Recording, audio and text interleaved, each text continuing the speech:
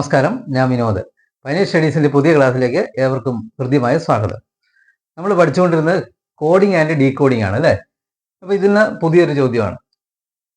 MVRWG 37685 എന്നും RTPKA 6249 എന്നും code ചെയ്യാമെങ്കിൽ KWMAGRനെ എങ്ങനെ കോഡ് ചെയ്യാം? പരീക്ഷകൾക്ക് കാണുന്ന ഒരു ചോദ്യമാണ് അല്ലേ? അത് നോക്കാം. സിമ്പിളാണ്, ശ്രദ്ധിച്ചു കഴിഞ്ഞാൽ. നമ്മളിങ്ങനെ ആദ്യമായിട്ട് എന്ത് ചെയ്യണം? ഈ സംഖ്യകൾ എഴുതണം. MVRWG ഇതിനെ എങ്ങനെ കോഡ് ചെയ്തിരിക്കുന്നത്? 37685. അപ്പൊ ഇതിന് 3 V എത്രയാണ്? 7, R എത്രയായിട്ടാണ്? 6 W എത്രയായിട്ടാണ്? 8 G എത്രയായിട്ടാണ്? 5 കോഡ് ചെയ്തിട്ടുണ്ട് അല്ലേ? ഇതിൽ ഇങ്ങനെ കോഡ് ചെയ്തു.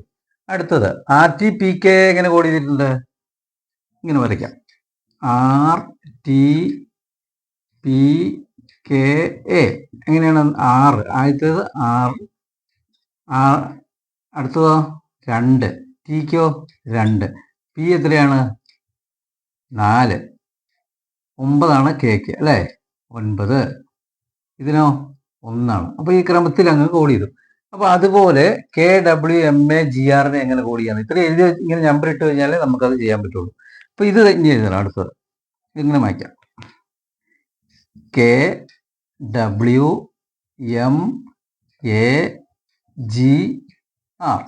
അപ്പൊ കേക്ക് ഇവിടെ ഏതാണ് സംഖ്യ വന്നിരിക്കുന്നത് നോക്കണം. ഇതിനകത്ത് ഇവിടെ ഉള്ളൊരു ഇതുണ്ട്. കേക്ക് എത്രയാണ്? 9 വന്നിരിക്കുന്നത്.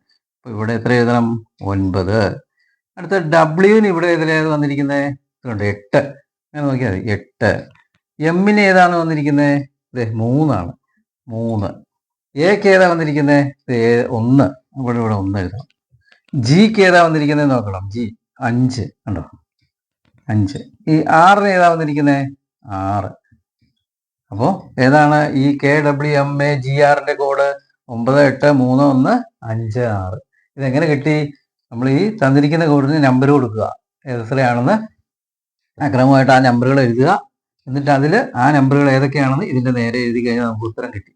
ഇതാണ് ഇങ്ങനെ ഉള്ള സംഖ്യകൾ കോഡ് ചെയ്യുന്നത് എളുപ്പവഴി. അപ്പോൾ ഇന്നത്തെ ക്ലാസ് നിങ്ങൾക്ക് ഇഷ്ടപ്പെട്ടെന്ന് കരുതുന്നു. ഇഷ്ടപ്പെട്ടെങ്കിൽ ലൈക്ക് ചെയ്യുക, ഷെയർ ചെയ്യുക, സബ്സ്ക്രൈബ് ചെയ്യുക, കമൻറ്റ് ബോക്സിൽ അഭിപ്രായങ്ങൾ രേഖപ്പെടുത്തുക. അടുത്ത ക്ലാസ്സിൽ കാണുന്നവരെ ഏവർക്കും നന്ദി.